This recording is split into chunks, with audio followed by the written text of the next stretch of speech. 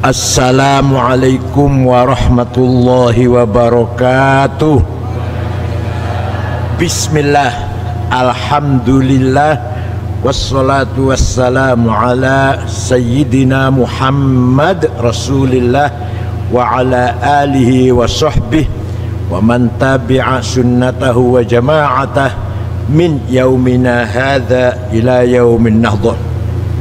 Akhil azizil muhtaram sahibul fadilah Kiai Haji Dr. Marzuki Mustamar afdalallahu baqa'ah dzukhrana wal ummah, para kiai-kiai yang lain hafizakumullah, Gus Isyraqin Najah. Kalau diundang Gus masih pantas nakal, tapi kalau kiai nggak boleh nakal. Profesor ya ini Gus atau Dr. Isyraqin Najah Marzuki Mahfud azzahullah bi'izzih, Dr. Profesor Kaswi Syaiban hafizallahu biriayatih, Ketua Yayasan Sabilillah, Pembina Yayasan Sabilillah Dr. Isom. Yang ini Dr. Wartono, pengurus juga Pembina Sabilillah, ketua JKM-nya ya.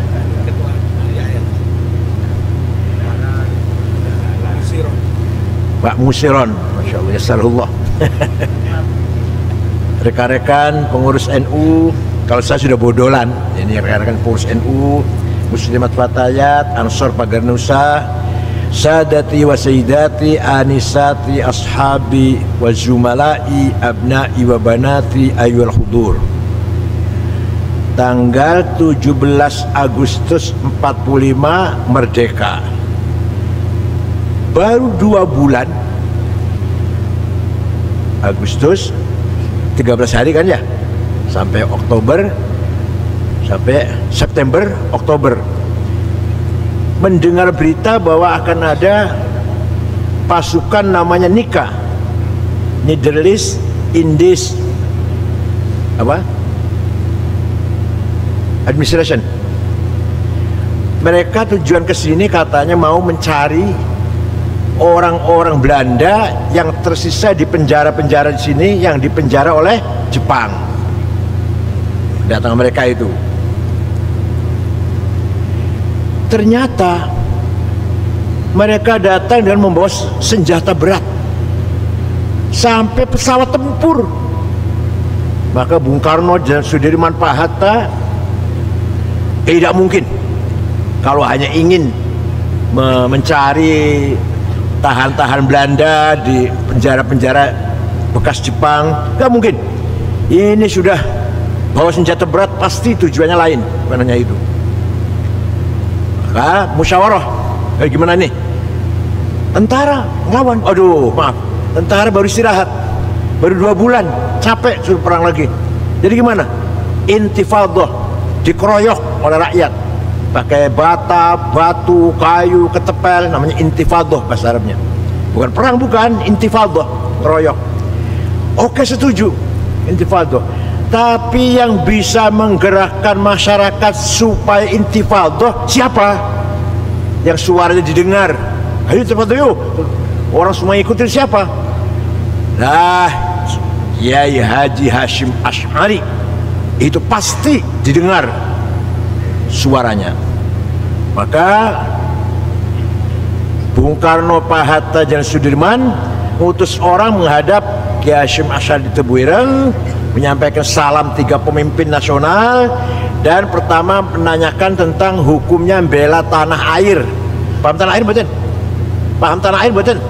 Lemah karo banyu. Iya, yang dibela lemah karo banyu, bukan agama, bukan. Lemah karo banyu yang dibela, bukan agama.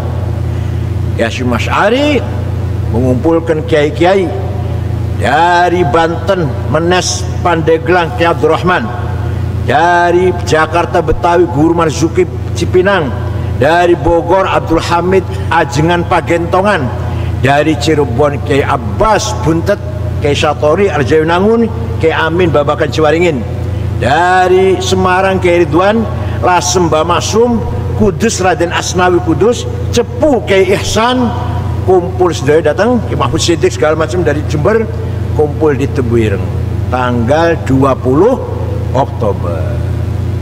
Akhirnya musyawarah, keputusannya sepakat kiai-kiai, fatwanya membela tanah air fardu ain.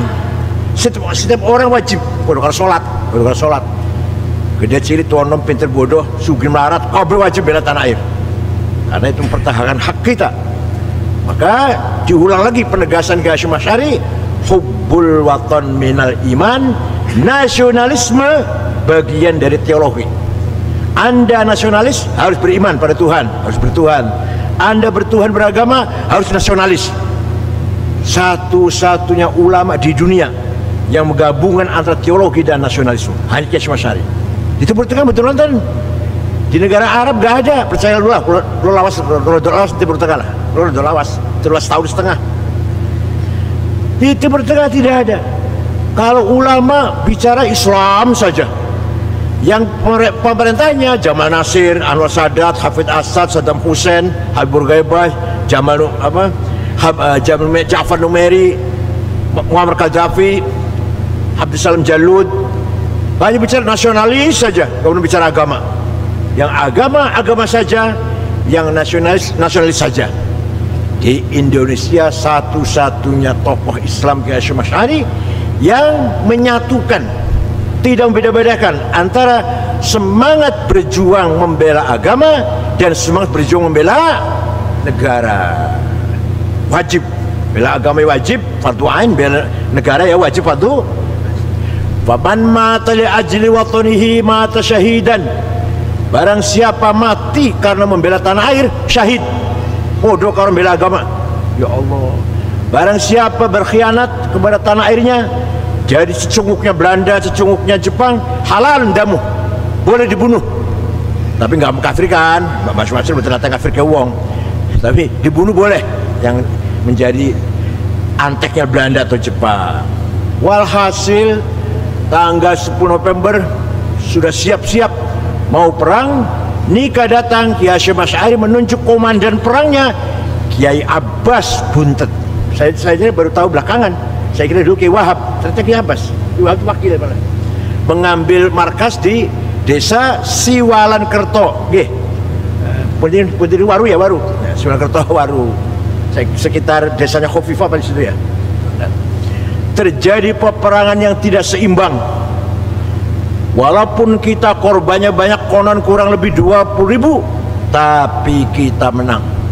Brigjen Malabi yang dari Inggris komandannya itu, tanggal 10 November hari pertama perang, mobilnya meledak. Malabi mati, supirnya mati, ajurnya mati. Yang masang bom bukan tentara, santri Tebuireng namanya Harun. Sayang Harun orang Melayu, malah pengen hasilnya dikira mercon, mati bareng akhirnya Harun juga. Mati syahid Harun itu. Diganti oleh penggantinya Brigjen Mansrah. Hari itu juga mati lagi Brigjen Mansrah itu. Walhasil kita menang, dan konon katanya Kiai Abbas Buntet bisa menjatuhkan 3 pesawat. Pakai apa? Pakai biji tasbih. Pas pesawat datang mau ngebom, dipatahkan satu biji tasbihnya, dilempar, pas kebetulan mesinnya rusak, jatuh. Datang lagi mau ngebom lagi, patah lagi, pas pilotnya mabok minum arak lah, jatuh. Yang ketiga bahan bakarnya habis, jatuh. Walhasil percaya monggo betul-betul nopo. Kiai Abbas Buntet Cirebon bisa menjatuhkan 3 pesawat tempur, percaya betul. Nah, salah satu biji tasbihnya itu dihadiahkan kepada Gus Dur ketika muktamar Cipasung oleh Kiai Abdul Abbas di Hotel Sheraton kamar 218. Tapi Intel tahu Kiai Abdul Abbas dipanggil sampean ngasih batu anti peluru pada Gus Dur di kamar ini jam sekian malam ini. Hebat, Intel hebat. Muktamar Cipasung gitu. Alhamdulillah. Walhasil itulah jasa besar, andil besar para kiai ulama, terutama Hadratus Syekh Kiai Hasyim Asy'ari dan kiai-kiai yang lain. Seandainya kalah, sejarah akan berubah. Kemerdekaan bukan 17 Agustus, entah tanggal berapa, mundur itu. Bantuan 145 kalau kita kalah. Nah, terus ketika rapat BPUPKI, sebagian umat Islam menghendaki apa? Negara Islam. Yang non Muslim dari Indonesia Timur nggak setuju. Setuju negara Islam. Kalau dipaksakan negara Islam, kami keluar dari Indonesia. Ada 7 kata piagam Jakarta dengan berkewajiban menyelesaikan Islam bagi para pemeluknya. Kiai Wahid Hasyim bapaknya Gus Dur pulang ke Tebuireng. Waktu belum ada WA, belum ada SMS. Pulang Tebuireng, menceritakan masalah kepada bapaknya Kiai Hasyim Asy'ari. Kiai Hasyim jawab, "Saya tak sholat dulu ya, nanti malam tak sholat. Besok pagi saya jawab." Malamnya sholat, besoknya jawab, "Wahid, kembali ke Jakarta. Saya setuju 7 kata dicoret." Kenapa? Yang penting Indonesia kuat dulu, bersatu dulu, kuat dulu, kokoh dulu. Di atas tanah air yang kuat itulah kita dakwah. Masjid, pesantren, madrasah, istighosah, sholawatan di atas tanah air yang kuat. Nah, itu benar sekali Mbah Hasyim itu. Coba Afghanistan, begitu lawan Soviet rame-rame, Soviet kalah lari, setelah bebas dari Soviet, negara Islam, nasionalis, perang saudara. Negara Islam nggak kecapean, korban sangat banyak di Afghanistan. Begitu pula Somali, begitu pula Libya, dengan terbunuhnya Muammar Gaddafi sampai sekarang belum stabil. Sudah berganti-ganti presiden, tak berapa puluh orang itu ganti-ganti terus. Walhasil kita punya kelebihan. Kenapa? Kita sudah mempunyai prinsip hubbul waton minal. Di Timur Tengah nggak ada. Di negara Arab betul nonton. Jargon itu betul nonton.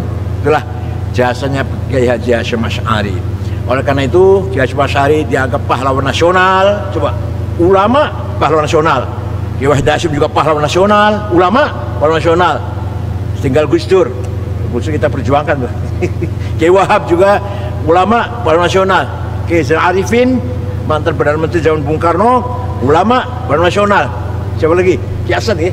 Kiai Asad pahlawan nasional. Pak Idham Khalid yang gambarnya ada di uang 5.000 itu juga ulama pahlawan nasional. Di Timur Tengah nggak ada. Yang mujahid fiddin mujahid mawon, yang nasional mawon. Di kita satu orang ulama dan pejuang nasional. Kiai Hasyim Asy'ari jauh sebelumnya tahun belasan, waktu itu pemerintahan Islam masih dipegang khilafah sentralistik di Turki, namanya Utsmaniyah atau Ottoman. Tapi waktu itu tahun belasan, khilafah Utsmaniyah la haula wala quwata, semua wilayahnya dijajah oleh penjajah. Irak, Mesir jajah Inggris, Sudan jajah Inggris, Suriah, Lebanon, Tunis jajah Prancis, Libya jajah Itali, Indonesia Belanda. Kiai Hasyim Asy'ari sudah waskito, ini nanti khilafah akan bubar nih. Khilafah akan bubar nih. Kalau nanti khilafah itu bubar, maka akan berdiri negara sendiri-sendiri.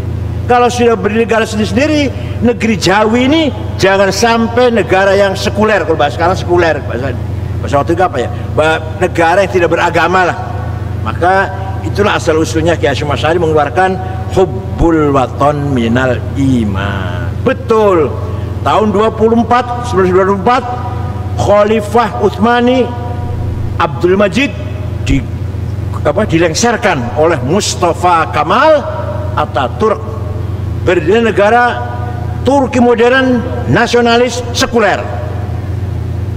Pakai kopiah putih nggak boleh, di dalam masjid boleh, di luar nggak boleh. Pakai gamis nggak boleh, nama nggak boleh Arab ke Arab-Araban. Apa misalkan Recep Tayyip, nggak boleh. Recep Tayyip itu Arab itu. Khadijah Cetice, Ali Alija, apa lagi? Muhammad Mehmet. Walhasil itu kan kalau Muhammad bahasa Arab, kita bukan orang Arab katanya. Dari orang Turki bukan orang Arab. Jangan Muhammad Mehmet.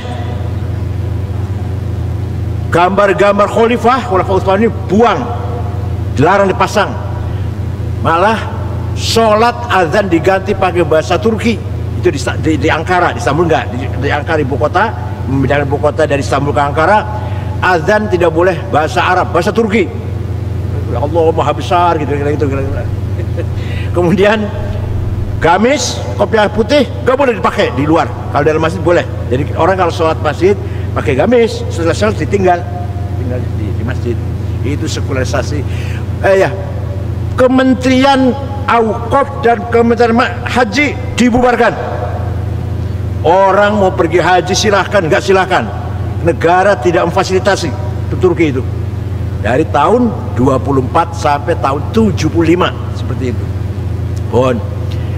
Nah, wilayah-wilayah gimana nih? Ini Turki merdeka Turki. Yang lain wilayahnya gimana? Irak, Suriah, Mesir, Sudan, Tunis, Aljazair, Libya. Gimana itu? Terserah karep-karepmu kono. Khilafah bubar, umat Islam di bawah penjajah, tidak ada komandan sama sekali. Pertama kali ada partai politik Arab adalah partai politik Ba'ath, sosialis sekuler. Pendirinya orang beragama Kristen Ortodok dari Damaskus. Namanya siapa? Mitchell Aflaq. Mitchell Aflaq membentuk partai politik untuk melawan penjajah. Lahirlah partai politik Ba'ath, mengkader pemuda-pemuda Arab dari Irak, bukan Qasim, Saddam Hussein, Hasan Bakar, dari Suriah, Hafid Asad, dari Mesir, Ibnu Urabi, Sa'ad Zaglul, Jamal Nasir, Muhammad Najib, dari Sudan, Jafar Numeri, dari Libya, Abdul Salam Jalud, Muammar Gaddafi, dipompa semangat merebut kemerdekaan tanah air, melawan penjajah. Sementara itu semangatnya itu. Jadi beda. Apa bedanya? Kalau kita hubbul watanil iman, bukan hanya karena ingin melawan penjajah. Bahasa Masyari hubbul watanil iman bukan hanya karena ingin melawan penjajah. Kalau ini Arab ini hanya karena ingin melawan penjajah, ingin memompakan semangat lawan penjajah dengan semangat nasionalisme. Ringkas cerita, lahirlah partai politik sekuler. Sekuler. Nggak bahas agama, nggak peduli agama Islam, tapi nggak peduli. Itulah. Nah, pendirinya namanya Mitchell Aflaq itu adalah menantunya Golda Meir. Golda Meir itu apa? Perdana Menteri Israel pertama. Itu menantunya. Setelah itu baru ulama sadar, orang lain bikin partai, masa kami nggak bikin partai? Bikin. Lahirlah partai Ikhwanul Muslimun tahun 37. Pendirinya ulama Sunni Ahlussunnah Jamaah, namanya Syekh Hasan Al-Banna. Dan cabang dibuka di Sudan, di Suriah, cabang-cabang Ikhwanul Muslimun. Ayo kita bangkit, kita melek, kita sadar, kita melek dong. Jangan lempem lah gitu. Tahun 41 ada pemuda Ikhwan Banser, kalau kita Banser barangkali, membunuh Perdana Menteri Mesir yang dibunuh namanya An-Najrasi. Hasan Banna marah sambil menangis. Bukan begini cara berjuang, bukan seperti ini kamu radikal dan teroris cara berjuang Islam, bukan ini yang saya maksud. Akhirnya betul, kamu itu bukan bunuh Najrasi, bunuh saya kamu itu. Tidak lama tahun 44 Hasan Banna terbunuh. Hasan Banna terbunuh, gantinya. Nah, makanya hati-hati kalau cari ganti. Cari ganti hati-hati. Paham betul? Cari ganti ketua itu juga hati-hati. Paham betul? Gantinya Said Qutb. Said Qutb bukan Al-Azhar, Cairo University. Bukan ulama, jurnalis, wartawan, tapi alim sih alim. Beliau punya ide besar, gagasan besar. Apa? Gagasan besar baru ini. Yang namanya jahiliyah itu bukan buta huruf primitif, bukan. Jahiliyah adalah an-nidhamus siyasi ghair nidhamul islami. Sistem politik yang bukan dari Islam, jahiliyah. Jadi apa itu? Komunisme, jahiliyah. Sosialisme, jahiliyah. Sekularisme, jahiliyah. Nasionalisme, jahiliyah. Tinggi, karena datangnya bukan dari Islam. Memang iya. Nasionalisme itu datang dari Perancis. Namanya Ernest Renan. Orang pertama kali punya ide nasionalisme. Dalam bukunya ditulis tahun 1895, What is a Nation. Jadi nasionalis itu gagasan orang luar, bukan dari Islam, bukan. Kalau Islam khilafah, maka ketua atau mursyid am Ikhwan Muslimun Said Qutb membuat panduan kitab buku resmi namanya Ma'alim fit Thoriq. Sampai sekarang beredar di anak-anak namanya tarbiyah. Katanya kalau di UIN sedikit, yang banyak di UB ya, terus ITS banyak, ITS, Undip banyak, UI, IPB, ITB. Sekarang agak reda sih. Mengkaji bukunya Said Qutb tadi, Ma'alim fit Thoriq tadi, namanya kelompok tarbiyah. Dah tahun 65 mencoba berontak, kudeta, ingin menggulingkan Presiden Jamal Nasir. Gagal, tangkap, semua dibunuhin, orang 6 digantung di Tahrir Square. Said Qutb, Syekh Muhandis, Fuad Muhandis, siapa lagi ya, banyak lah. Walhasil Hasan Hudaybi digantung, ditonton oleh rakyat di Tahrir Square. Nah, Ikhwan dibubarkan. Ikhwan dibubarkan, lahir yang lebih radikal lagi, namanya Jamaah Takfir wal Hijrah. Jamaah Takfir wal Hijrah tahun 69. Pimpinan namanya Syukri Ahmad Mustafa.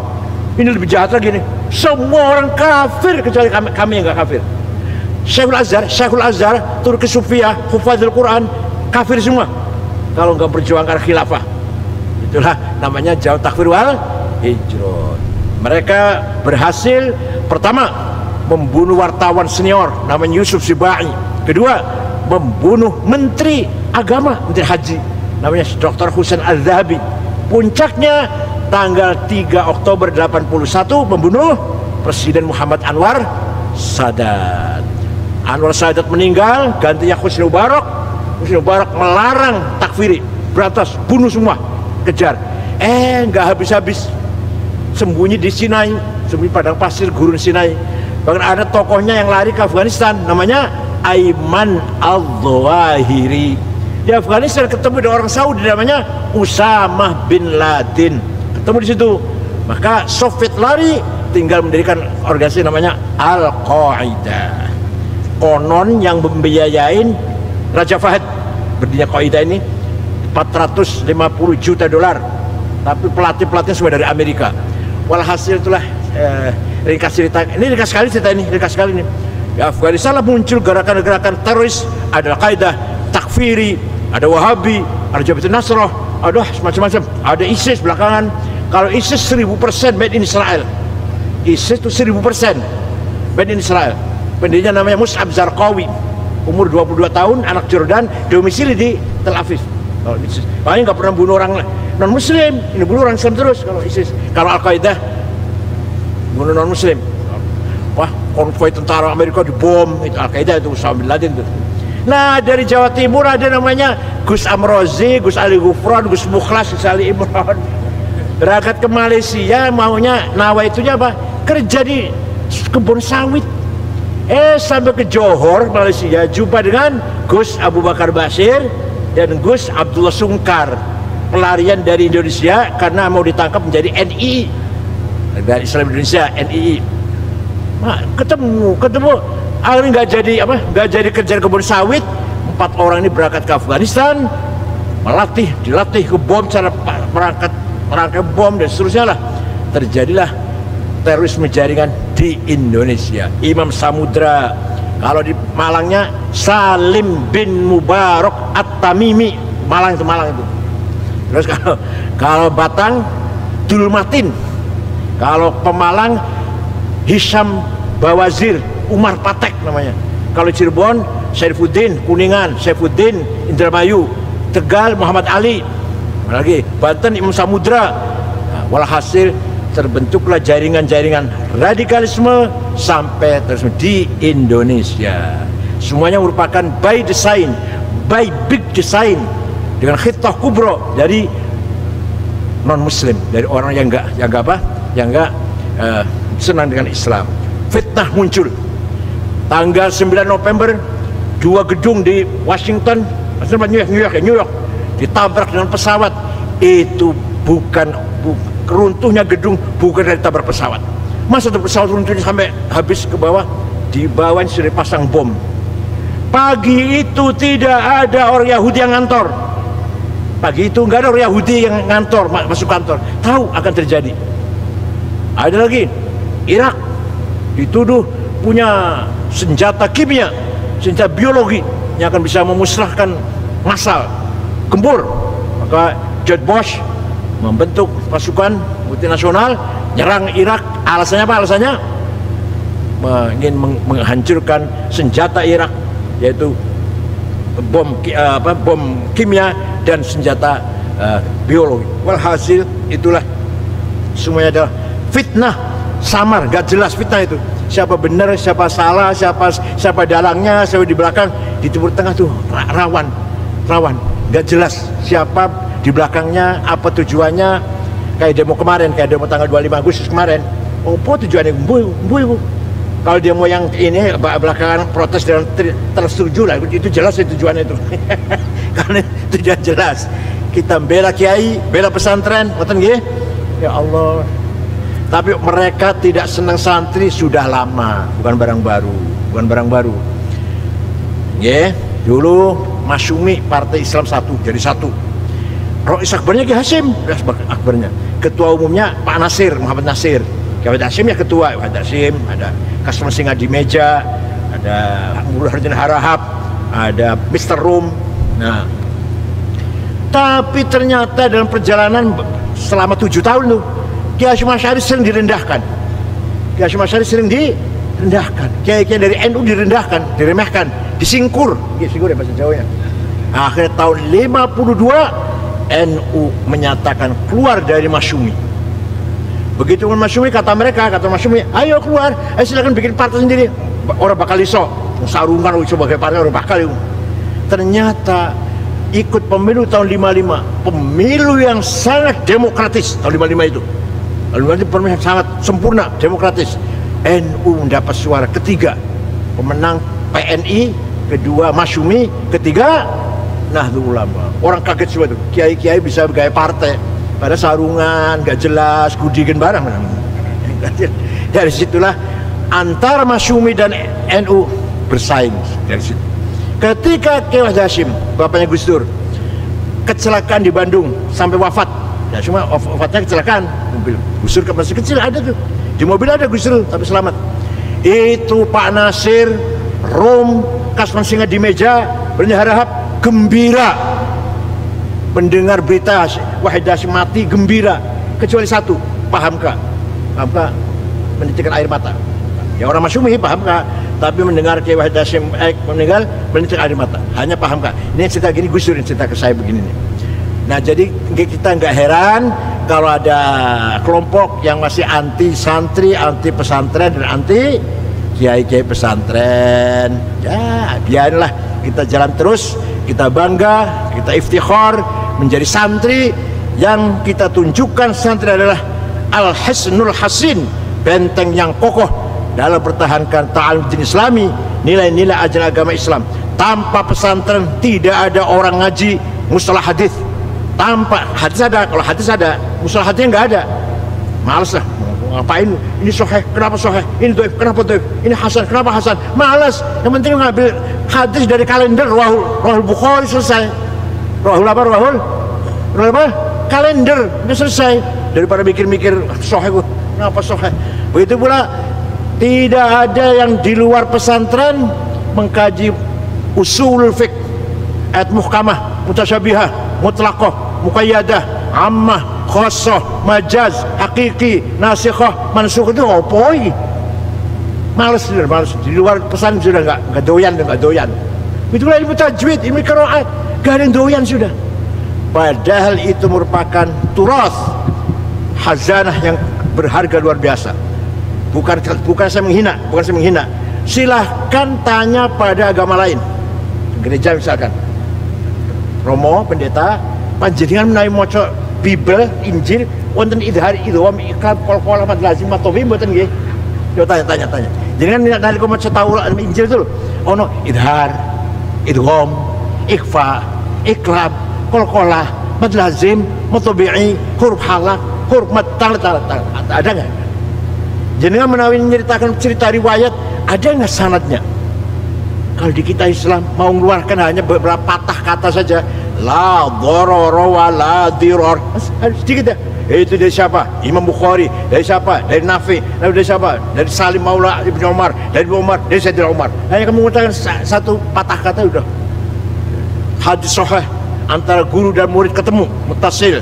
Gurunya apalan, nggak pernah lupa, thiqah. Yang ketiga dobit. Yang ketiga thiqah, bisa dipercaya, nggak pernah nyolong sendal di masjid. Gurunya ini, itu baru sahih itu. Yang keempat adil. Kurang satu, turun hasan, hadis hasan. Kurang dua, dhaif. Dhaifnya apa? Mauquf, muqata', mursal, mu'allal, mu'addal.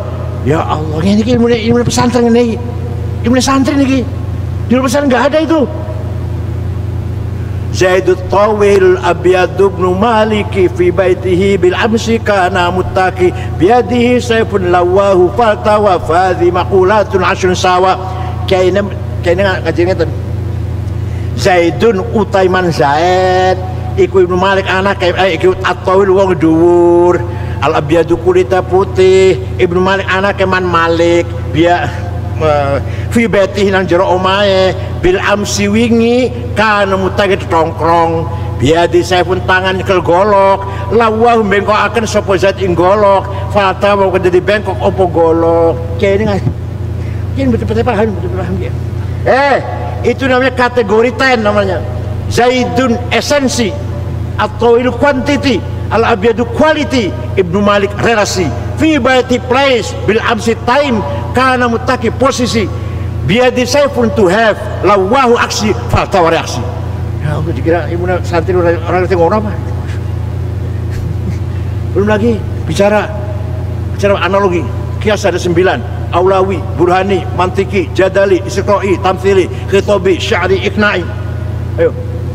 Narkoba, sabu-sabu, haram apa halal? Haram apa halal? Oh, berani yang haram kan di Quran ada? Ayat Qurannya wantarin? Nggak ada. Hadis wantarin? Nggak ada. Ijma ulama tegas. Nah, sabu-sabu haram wantarin? Nggak ada. Maka harus pakai kias, namanya kias burhani. Ada muskirun, ini barang mabuk, itu namanya muqaddimah sughra, premis minor. Wa kullu muskirin khamrun, setiap mabukan berarti masuk golongan khamr, namanya muqaddimah kubra, premis major. Wa kullu khamrin haram, sedangkan setiap khamr itu haram, namanya qaul syarih, legal statement. Maka fahadha haram, pakai ini barang pun haram, namanya natijah sadiqah, positive conclusion. Dikira ilmunya pesantren namanya tahlil mau apa di. Belum lagi kias aulawi di Quran ada, di Quran wala taqul lahuma uffi wala tanharhuma, jangan bentak-bentak ayah ibu, jangan ngomong kasar sama ayah ibu. Kalau gitu kita tempeleng saja. Nggak boleh. Kenapa nggak boleh? Kias aulawi. Kalau bentak saja haram, ngomong kasar saja haram, lebih luwi nempeleng. Wala taqrabuz zina innahu kana fahishatan wa sa'a sabila. Jangan mendekati zina. Jangan apa? Mendekati zina. Nah, zinanya jangan mendekati zina. Quran melarang. Yang dilarang Quran itu mendekati. Wala taqrabu, ojo marak-marak, ojo medek-medek azina pada zina. Kalau itu langsung saja, gak usah medek-medek ya. Nah, kalau medek saja, mendekati saja haram, lebih zinanya. Itu menggunakan kias kan. Dengan ada metode ijma dan kias. Ijma itu bayan akli secara kolektif, kias bayan akli secara individual. Dengan adanya dua ijma dan kias, lahirlah ilmu fikih. Ilmu fikih itu karena ada ijma kias. Kalau nggak ada ijma kias, nggak ada ilmu fikih.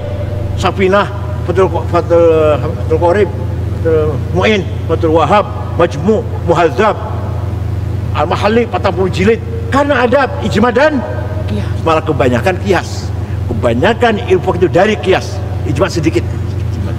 Alhamdulillah kita bangga dengan prinsip kita, metode cara berpikir kita, mencapai epistemologi kebenaran yang kita cari dari bayan ilahi Quran, bayan nabawi hadis, dan bayan akli kolektif ijma, bayan akli syakhsi fardi, namanya kias. Oleh karena itu kita nggak bisa meninggalkan Quran, hadis, ijma dan kias. Ini terangkan, kalau saya terangkan 2 tahun ini dikira gampang apa?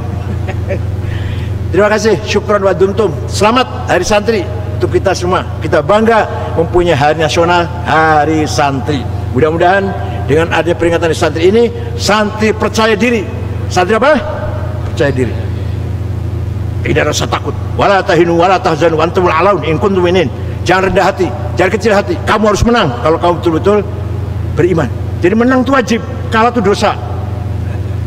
Wala tahinu, jangan kalah, wala tahzanu, jangan rendah, jangan di bawah. Wa antum a'laun, kamu harus menang. In kuntum mu'minin. Jadi kalau kalah dosa, menang wajib. Wal yakhshal ladzina taraku min khalfihim dzurriyyatan dha'afan khaufu 'alaihim.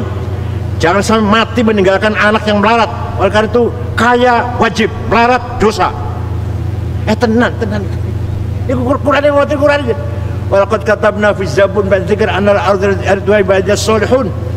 Saya tetapkan dalam kitab Zabur bahwa kekayaan alam semesta ini nikel, batu bara, mangan, boksit, besi, tembaga, kuningan, batu bara, apalagi minyak, gas, emas, berlian di Indonesia ada semua ini. Uranium ada untuk hamba-hambaku yang soleh, untuk kita-kitaan. Ternyata orang Indonesia masih ketinggalan, nggak punya itu. Dosa itu. Al-Quran perintahnya kita harus kaya. Kita harus apa? Kaya. Wal yakhshal ladzina taraku min khalfihim min dzurriyyatin wal yakhshal ladzina taraku min khalfihim dzurriyyatan dha'afan. Ojo sampai mati meninggalkan anak cucu yang melarat. Kira-kira kita mati meninggalkan anak cucu yang kaya raya.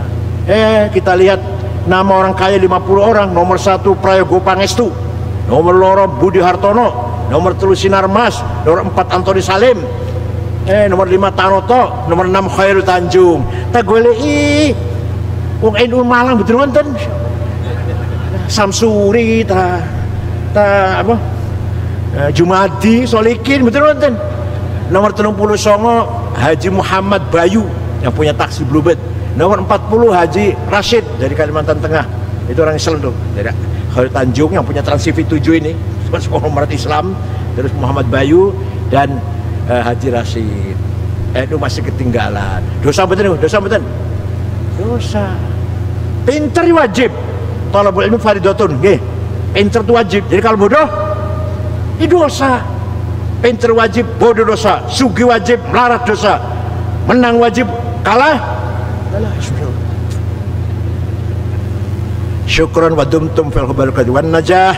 Wallahul muwaffiq ila aqwamit thoriq.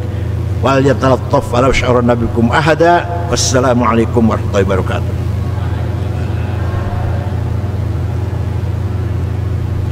Wassalamualaikum warahmatullahi wabarakatuh. Dihaturkan terima kasih kepada beliau Profesor Dr. Kiai Haji Said Akil Siraj.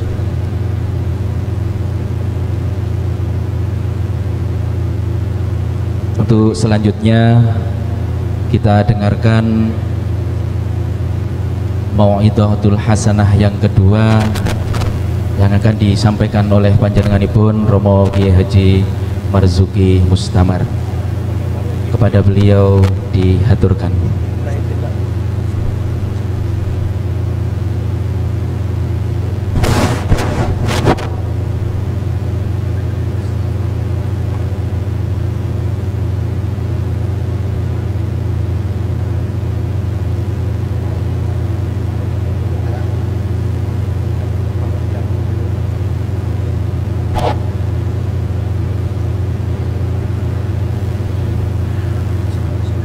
Maksimal 5 menit. Assalamualaikum warahmatullahi wabarakatuh. Profesor Dr. Kiai Haji Said Akil Siraj, mugi-mugi sehat Kiai, panjang umur. Akhi fillah Gus Isrokun Najah, senior kula Profesor Dr. Kaswi Saiban, Dr. Martono, Dr. Isom, Pak Musiron, tapi mboten kelemron ran. Hadirin hadirat rahimakumullah, kula badhe sedikit menjawab beberapa ceramah entah tahun berapa yang itu diteramahkan di Trans 7, seakan menyalah-nyalahkan tradisi atau ajaran di pondok pesantren. Jangan rame-rame Bu. Satu, soal sebetulnya salah membahasakan dan terlalu dibuat-buat.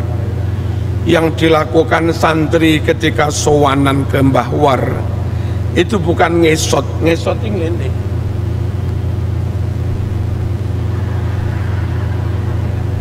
Kayak bayi belajar ini loh. Santri itu nggak begitu. Ketika sudah nyampe di depan kiai,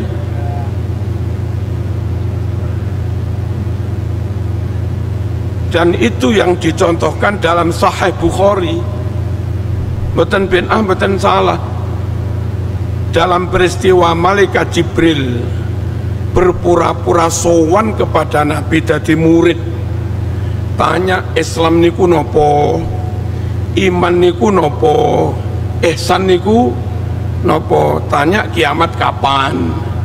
Lalu Nabi menjawab, kiamat aku gak weruh, kowe ya gak weruh padha gak weruhe. Bagaimana cara duduknya Jibril? Wa asnada rukbatayhi ila rukbatayhi wa wada'a kaffaihi ala fakhidayhi. Dengkul lorone Jibril itu dipepetnya di dekatnya di depan Kanjeng Nabi. Lalu dua telapak tangan Jibril itu ditaruh di atas pahanya, ditaruh di atas. Jadi Jibril begini,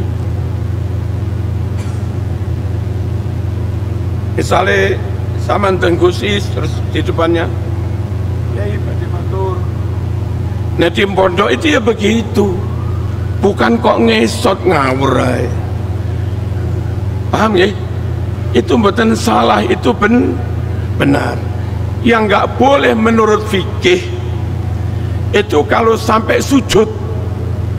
Nah kalau sujud haram, kalau disengaja ta'zim seperti ta'zimnya kepada Allah, sujud kepada wali, niat mengagungkannya seperti mengagungkan kepada Tuhan. Lek ngoten niku mboten namung haram tapi musyrik. Dan yang diharamkan lagi, hormat sampai batas rukuk.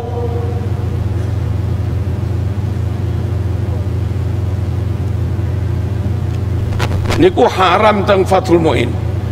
Makanya supaya nggak sampai rukuk tapi yo ikhtiram, nggak sampai sujud tapi yo hormat. Kalau posisi duduk ngeten wau.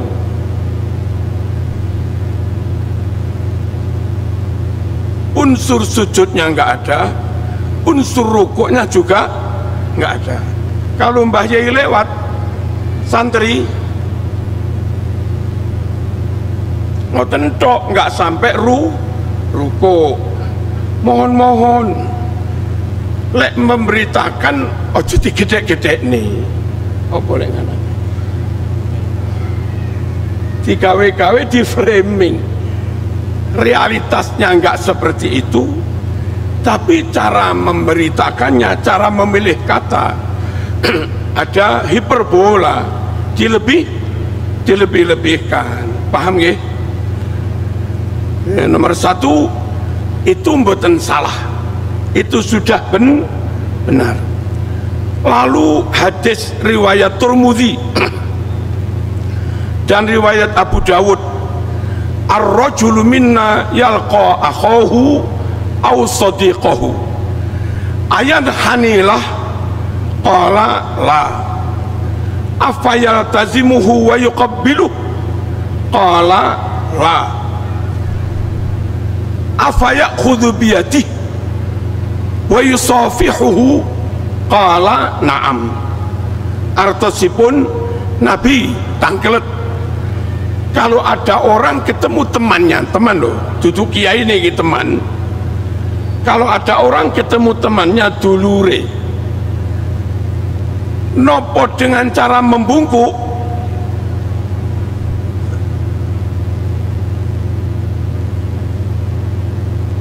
Pak Isom ketemu Pak Musiran koncoy, nopo ngeten.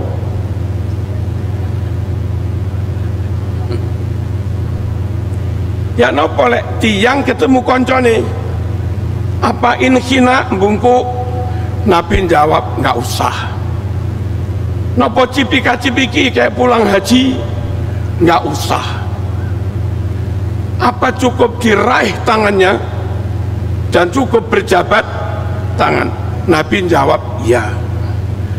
Hadis ini kadang dipakai menyalah-nyalahkan tradisi cium tangan. Nah, salahnya mereka, kita cium tangan itu santri kepada kiai, murid kepada guru cium tangan, anak kepada orang tua, menantu kepada siapa? Menantu kepada mertua. Hadis tadi berlakunya teman dengan teman. Nah, perkara murid kepada guru, umat kepada Nabi ketika itu enten dalil dhewe. Qala Yahudiyun li sahibi, ada seorang Yahudi ngajak koncone, mas ayo sowan kanjeng Nabi, idhabina ila hadza Nabi, ayo sowan kanjeng Nabi. Sampai di depan Nabi tanya mukjizat, akhirnya masuk Islam. Setelah masuk Islam, apa yang dilakukan? Faqabbalna yadah waridlah. Setelah disyahadatkan, saking marme, orang Yahudi itu cium tangannya Nabi, cium juga kakinya. Nabi duduk agak tinggi, mohon kerso dicium kakinya, nggak sampai sujud.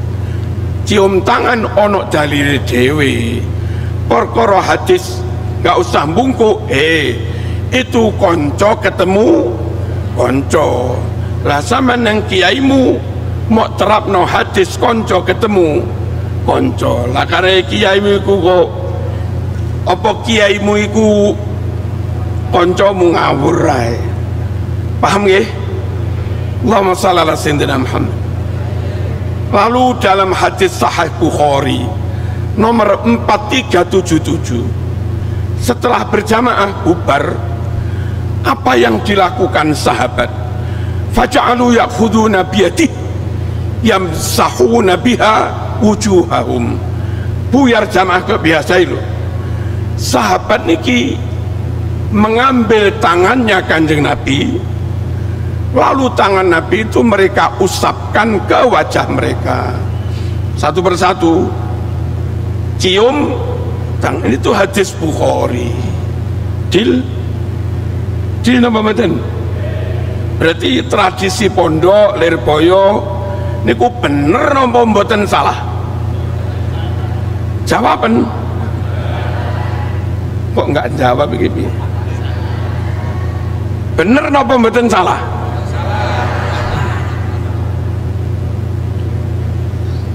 Allahumma shalli ala sayyidina. Terus Mbah Ya ini ku sepuh, umat wajib menjaga jangan sampai rawan keselamatannya. Tamu sowanan iki gak siji loro iso atusan.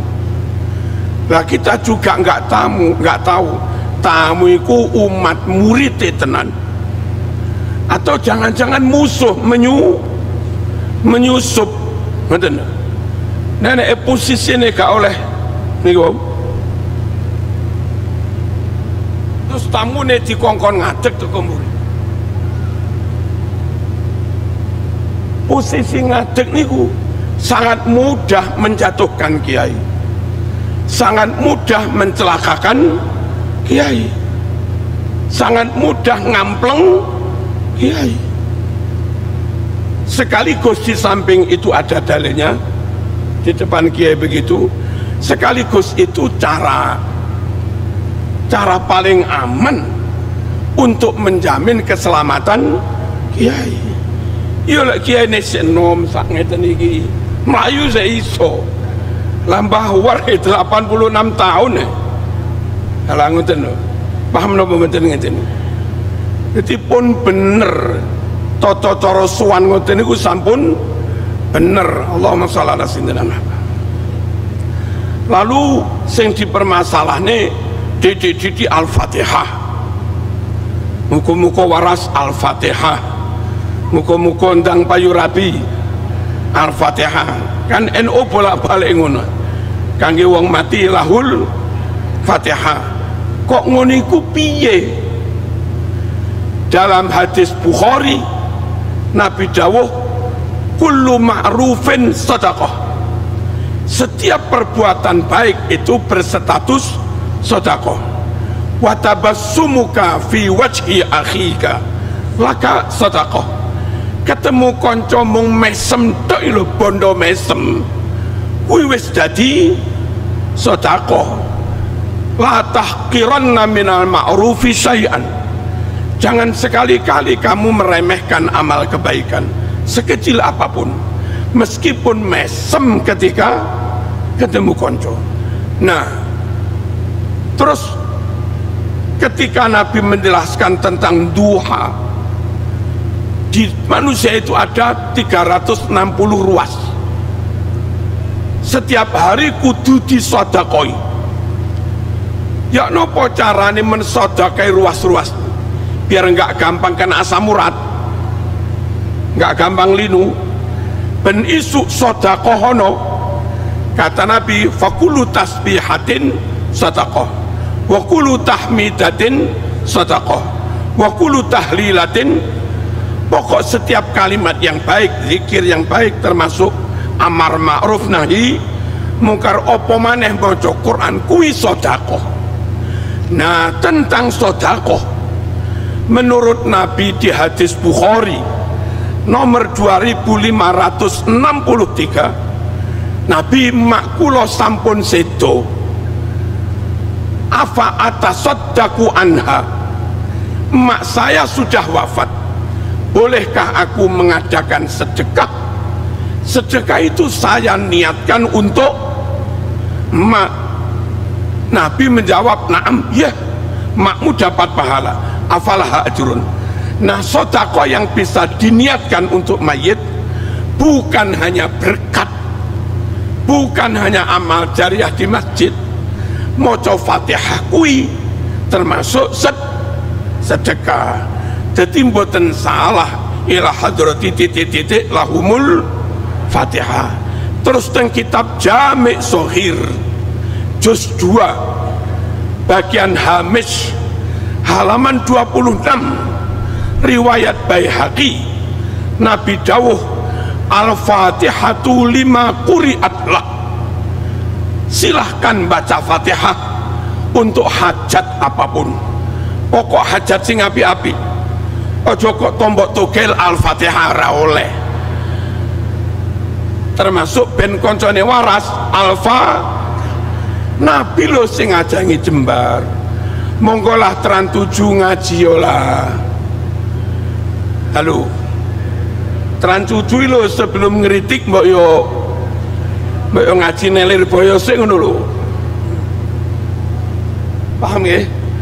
Yang terakhir seingat saya yang dipermasalahkan lagi tawassul. Tawassul niku diperintah Quran. Surat Maidah ayat 3, wabtaghu ilaihil wasilah, carilah wasilah supaya dongamu ndang diijabah. Donga niku biasa-biasa boleh, lawaran pakai wasilah juga boleh. Donga biasa, ya Allah nyuwun bojo ayu, amin, niku donga biasa. Donga ngai wasilah zaman maca selawat ping 1000 sallallahu alaihi Muhammad, bakto niku ndonga, ya Allah kalawan barokah mau selawat ping 1000 sedaya kula hadiahne teng Kanjeng Nabi, ugi kelawan syafaate Kanjeng Nabi kula nyuwun diparingi bojo ayu sing dijaluk padha nambah bojo. Tapi carane njaluk sing ora padha. Sing mau langsung njaluk niku jenenge donga biasa. Sing niki sadurunge njaluk maca sholawat dhisik baru niku jenenge tawassul. Jenengan pengen ngelamar putrane Gus Is, pengen pisanan ke atase mung anake, kok anake ketua wakil ranting, ngelamar anake ketua cabang. Wah, ya bainas sama was sumur. Kadek ngelamare gak nggawa apa-apa, gak dibarengi sapa-sapa. Sowan bertamu, Gus anake sak tak jaluk. Kira-kira diterima apa disentak nih? Nah iso nih jenenge kelasnya wis beda. Mbok yo mengertilah kau, ngacalah kau. Apa ngaca nih?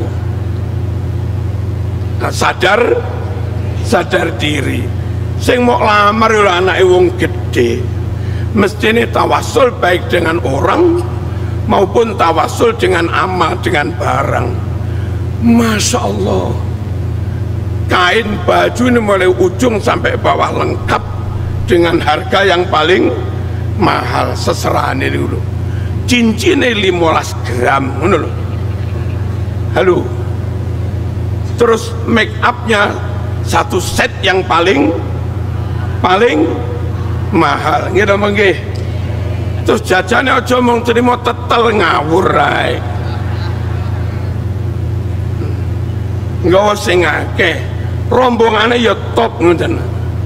Terus sampean goleki kira-kira Gus Isi sungkan karo sapa? Sungkan karo Marzuki lah.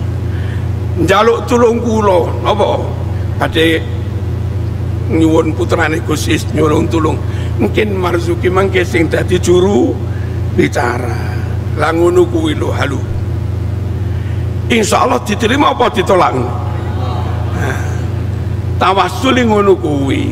Arep njaluk ning pangeran ae dadak nyebut-nyebut asmane Syekh Abdul Qadir Al Jilani. Nyebut-nyebut asmane Mbah Sunan apa? Mbah Sunan Ampel. Nyebut asmane Mbah Thohir. Nyebut asmane Mbah Nahrawi, Mbah Maskur.